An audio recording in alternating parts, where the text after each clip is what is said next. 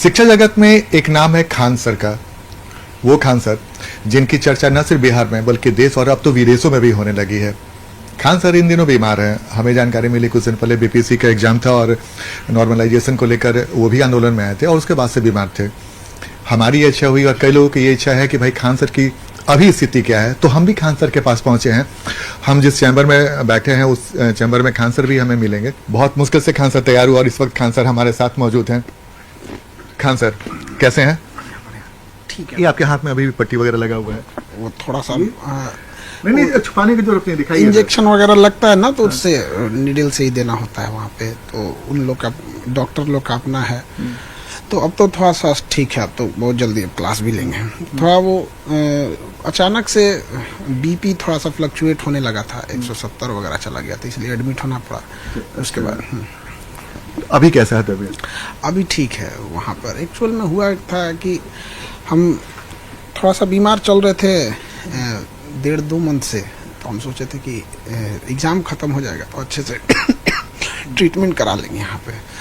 और उसी बीच ये बीपीएससी ने तांडव कर दिया, उस वजह से प्रोटेस्ट करना पड़ा था। अच्छा, ये नॉर्मलाइजेशन को लेकर जो विवाद शुरू हुआ, आप वहाँ पे पहुँचे, क्या विवाद था सर? बीपीएससी के चेयरमैन ने तो कहा कि भाई नॉर्मलाइजेशन की कोई बात ही नहीं थी। बीपीएससी चेयरमैन सरासर अपनी बातों से पलट रहे हैं।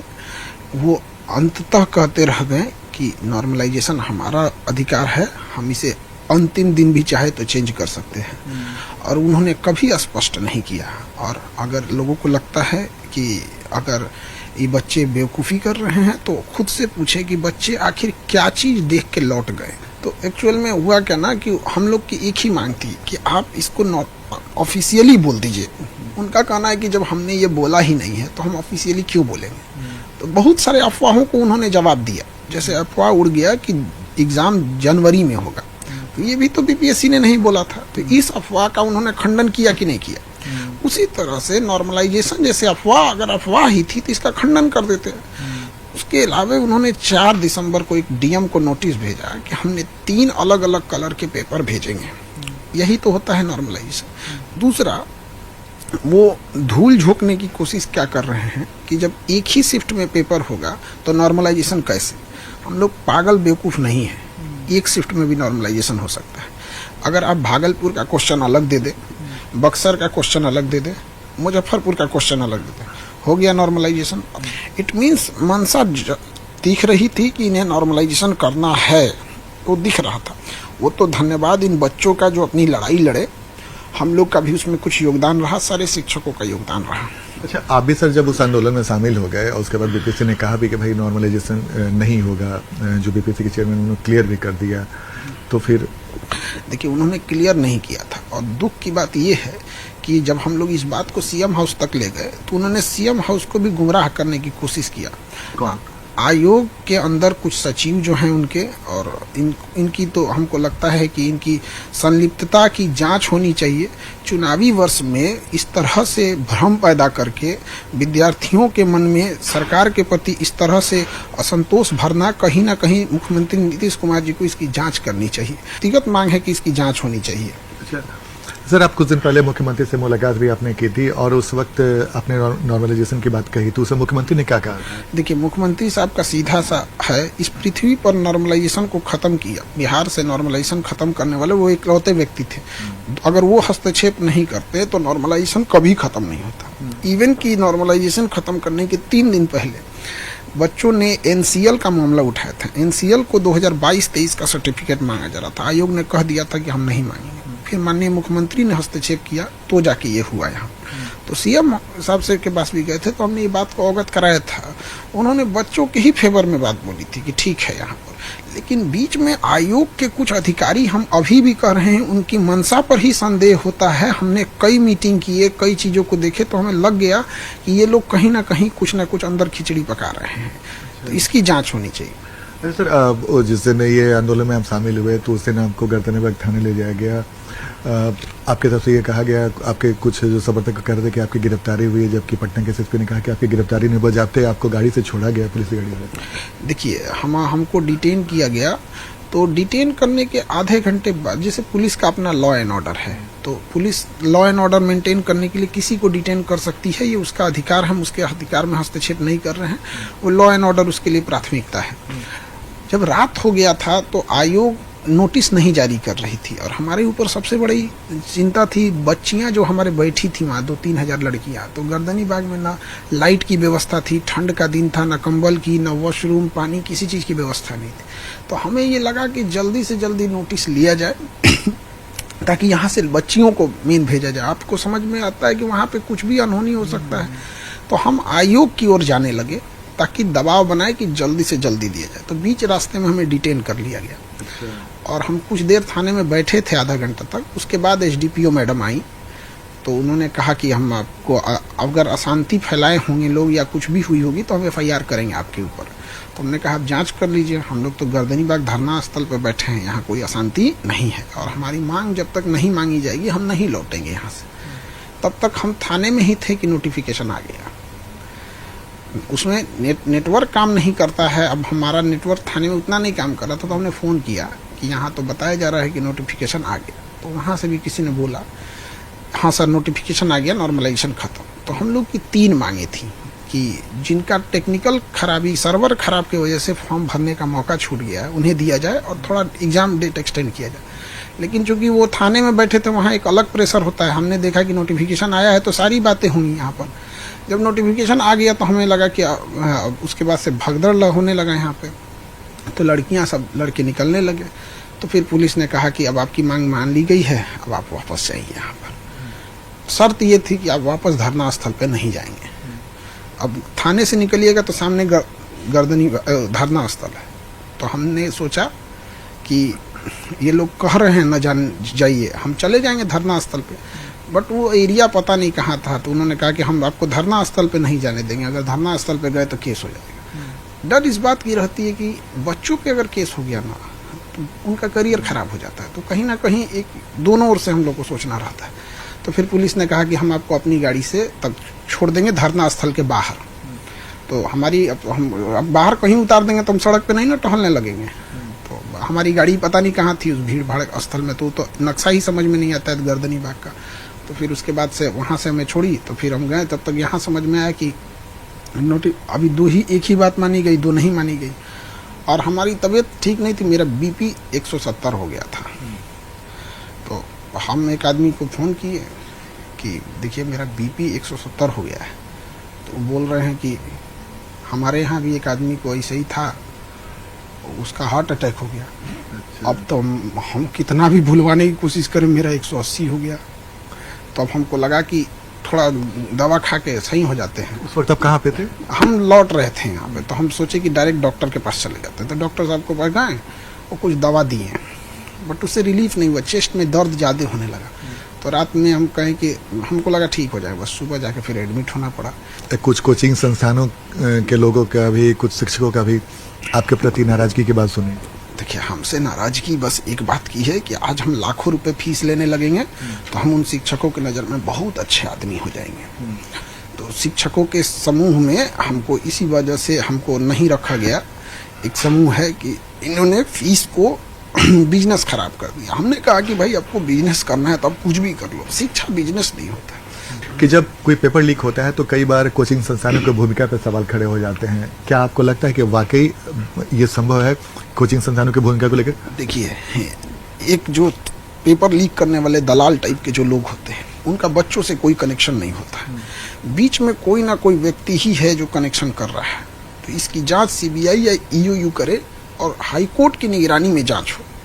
जिस पे संदेह हो उस पर नार्को टेस्ट करना जरूरी है। नार्को टेस्ट करिए, स्टार्टिंग हम ही से करें, और जिस पे भी संदेह होता है उसको फांसी की सजा होनी चाहिए, क्योंकि बच्चों का भविष्य खराब होता है। पढ़ने वाले बच्चों का मनोबल गिर जाता है। छात्रों में सर आप बेहद लोकप्रिय हैं, लेकिन विवाद भी आपके साथ जुड़ जाता है। अब बीपीएससी का मामला हो या नॉर्मलाइजेशन का मामला हो, खान सर और विवाद में क्या है सब? अब देखिए बच्चों के लिए कौन लड़ेगा? 2 ठो बात बोल देने से बच्चों का, ऐसा नहीं है कि कुछ बात बोल देंगे तो बच्चों का बात मतलब सरकार मान लीजिएगी। उसके लिए लड़ना पड़ता है। जब भी आप लड़ते हैं किसी से तो तो फिर कहीं ना कहीं कुछ के मन में तो खटकते ही रहते हैं, तो विवाद आ ही जाता है। लेकिन कुछ भी हो जाए, बच्चों के भविष्य खेलने नहीं देंगे हम इसको, चाहे वो पुराना भी मामला उठा के देख लीजिए यहाँ पर। आखिर देखिए, हम आयोग को कहते हैं कि आप अगर स्ट्रिक्ट थे नॉर्मलाइजेशन लेने के तो लास्ट तक रहना चाहिए। जब सीएम साहब हस्तक्षेप कर दिए तो पलट गए। यहाँ पे सीएम साहब को इन लोग को एक दिन क्लास लेना चाहिए, बढ़िया से क्लास लेते हों। कि छात्रों के बहाने कहीं सियासत में आने का इरादा तो नहीं है, और खान सर कहीं छात्रों के बहाने सियासत में अपने के लिए जगह तो बनाना नहीं चाहते हैं। देखिए, हमें राजनीति नहीं करनी है, लेकिन हम इस बात के पक्षधर हैं कि पढ़े लिखे लोगों को राजनीति में जाना चाहिए। चूंकि 24 चुनावी वर्ष था तो इतना ना बोला लो कि खान सर चुनाव लड़ रहे हैं, तो हम लोग को नहीं लड़ना था। 25 में भी नहीं लड़ना है, हम लोग को स्पष्ट बोलते हैं। लेकिन क्या है ना कि 25 का चुनावी वर्ष है, जिसको देखो उसको वहीं कर देते हैं लोग। लेकिन इतना तो हम जरूर कहते हैं, जो हमारे बच्चों के भविष्य के साथ खिलवाड़ करेगा, जो बच्चों के हित को नहीं सोचेगा, शिक्षा को व्यवसाय बनाएगा, तो फिर तो शिक्षित लोगों को हम जागरूक करेंगे और इसका खामियाजा भुगतना पड़ेगा। अब जैसे आयोग ने किया, माननीय मुख्यमंत्री जी ने हस्तक्षेप किया, हर पढ़े लिखे को दिख रहा है कि किस व्यक्ति ने हस्तक्षेप किया तो नॉर्मलाइजेशन को हटा, सबको दिख रहा है कि कैसे बिहार पुलिस में एनसीएल हटा है यहाँ पर। तो ये तो हम जरूर कहेंगे कि पढ़े लिखे लोगों को राजनीति में आना चाहिए। हमारे पास पढ़ाईला से फुर्सत नहीं है और हमारा काम है कम से कम 20 करोड़ लोगों को शिक्षा देना। अभी हम लोग 2 करोड़ तक पहुंचे हैं, अभी बहुत लंबा काम बाकी है। लेकिन आप सर बात छात्रों के हित की कर रहे हैं, लेकिन कह रहे हैं कि अगर जो छात्रों का हित करेगा उसको हम छोड़ेंगे नहीं, उसे खामियाजा भुगतना पड़ेगा। ये भी तो एक राजनीति का पार्ट ही नहीं हो सकता है। नहीं, हम लोकतंत्र में रहते हैं, इसका मतलब ये नहीं कि हम गुलाम हैं। लोकतंत्र का मतलब होता है आप जनता के लिए अच्छा काम कीजिए। देखिए, अगर हम ये बात कहते हैं कि आयोग ने गलत किया नॉर्मलाइजेशन थोप के, तो हम ये बात खुल के कहते हैं आयोग ने गलत की, और ये बात ये भी कहते हैं कि मुख्यमंत्री जी ने हस्तक्षेप किया। पहले हस्तक्षेप करते और थोड़ा बढ़िया से क्लास लगाते इन लोग का मनबड़ हो गए हैं सभी लोग यहाँ, तो ज्यादा सही से रह गए यहाँ। नहीं, आपने कहा ना कि अच्छे लोग को आना चाहिए, तो अच्छे लोगों में से आप भी हैं, आप छात्रों के हित की बात कर रहे हैं, तो क्या खान सर कभी भविष्य में राजनीति की ओर कदम रख सकते हैं? हमारा देखिए, हमारे रखने से किसी एक व्यक्ति से समाज नहीं बदलता, हर व्यक्ति को अपनी चीजों को समझना पड़ेगा। तो सब व्यक्ति अगर बदलेगा तो ही समाज बदलाव होगा। एक व्यक्ति की चेहरा बदल देने से ऐसा नहीं होता है कि बहुत सारा कोई बदलाव आ जाएगा यहाँ पर। तो समाज को बदलना ज्यादा जरूरी है, उसके लिए शिक्षा बहुत अच्छा माध्यम है यहाँ पर। कई बार कहा जाता है कि बिहार में शिक्षा जो है वो पटरी से उतर गई है। इसके लिए अगर हम खान सर से पूछे कि एक वजह बताएं, वो वजह क्या है, और एक वजह बताएं कि उससे कैसे ठीक किया जा सकता है। कि आप BA BSc या BCom करके, नॉर्मल ग्रेजुएशन करके आप 10,000 रुपया भी नहीं कमा सकते। ये धब्बा है ऐसी यूनिवर्सिटियों पर। 4 साल बच्चों का भविष्य बर्बाद कर दिया।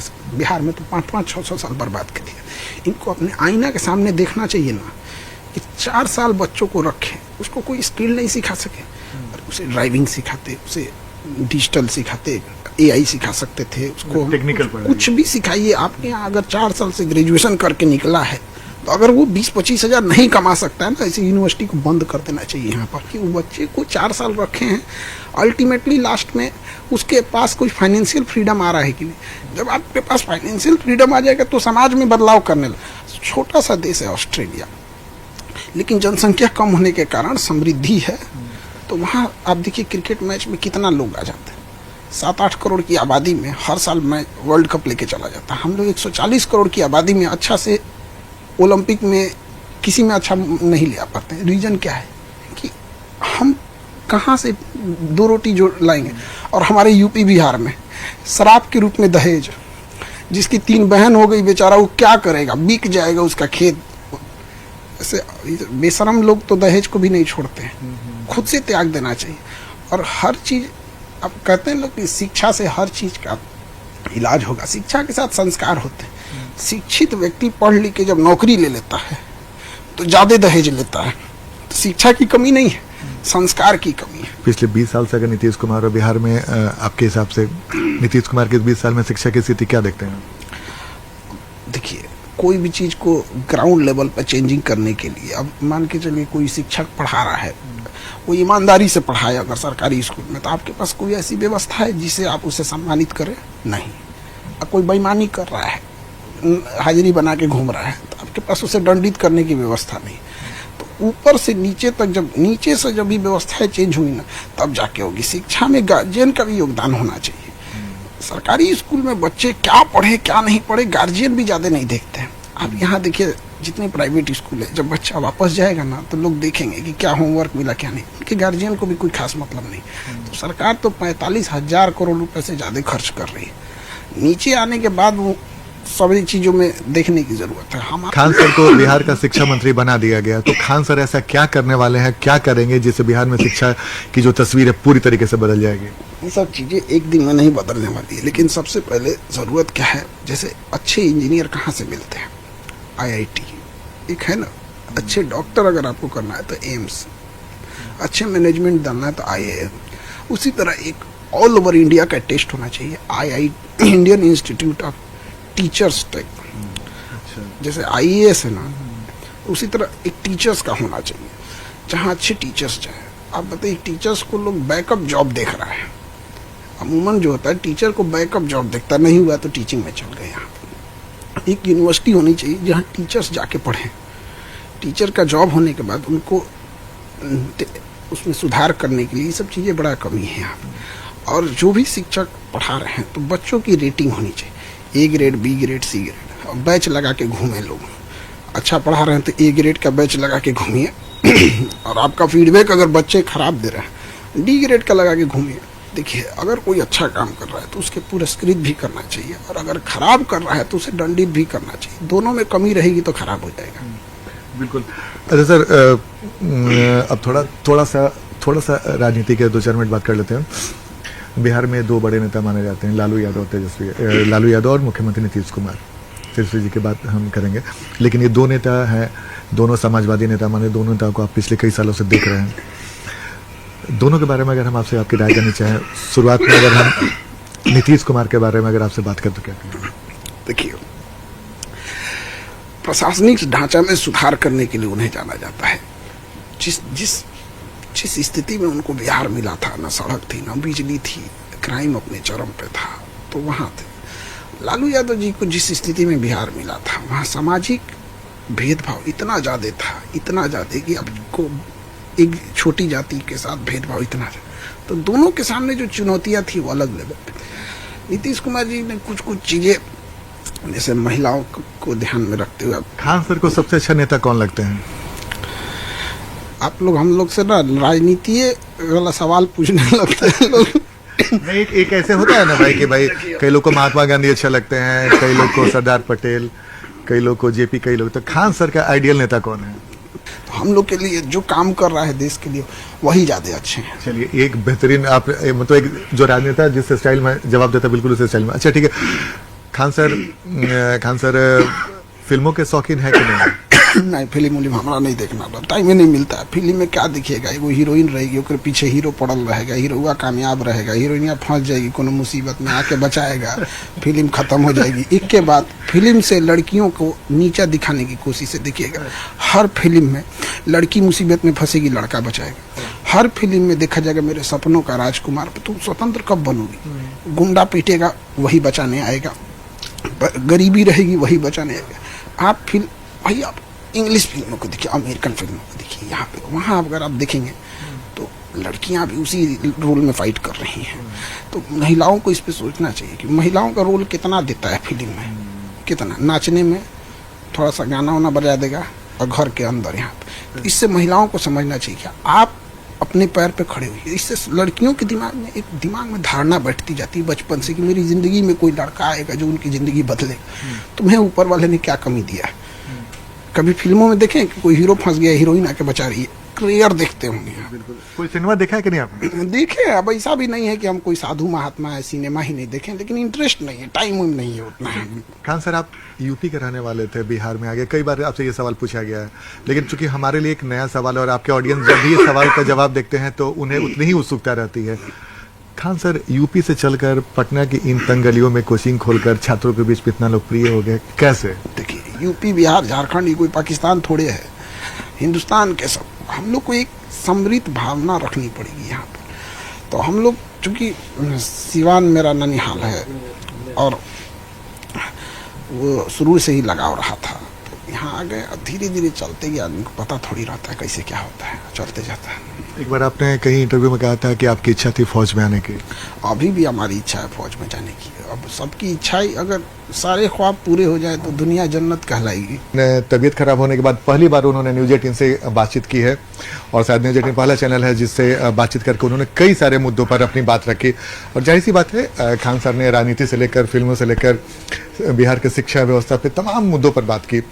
और अभी तबीयत भी उनका खराब है और लगातार उनके जो क्लास है वो क्लास नहीं कर पा रहे हैं। सबसे बड़ी बात है कि वो क्लास नहीं कर पा रहे हैं, और उनकी तबीयत खराब होने से जब भी कुछ बोलते हैं उन्हें खांसी की समस्या हो जा रही है।